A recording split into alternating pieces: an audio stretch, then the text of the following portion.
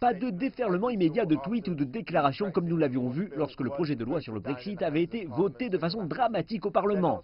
Pas tant d'inquiétude car, comme beaucoup s'attendaient, le gouvernement survivra à ce très difficile vote de défiance. Mais désormais, la véritable question qui est posée, principalement au sein des officiels européens à Bruxelles, est de savoir si le prochain mouvement du Royaume-Uni sera d'étendre l'article 50. Et cela si les négociations du Brexit prennent fin le 29 mars prochain. Donc il reste encore quelques semaines pour voir venir.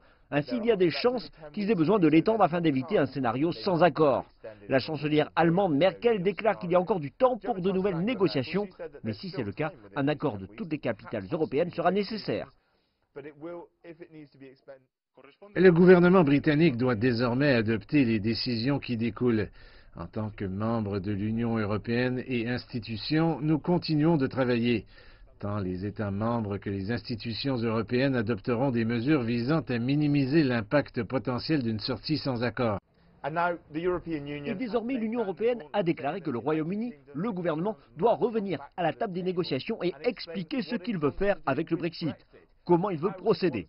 Theresa May dispose d'une date butoir qui a été imposée par le Parlement à Londres, déclarant qu'elle mettra en œuvre son plan B dès lundi. Essaiera-t-elle d'obtenir des amendements quant à la question irlandaise, qui est si controversée que l'Union européenne a peu de chances de varier à cet égard, ou bien reviendra-t-elle avec certains changements et amendements à sa propre proposition qu'elle a déterminée au début du processus? Il faut désormais patienter.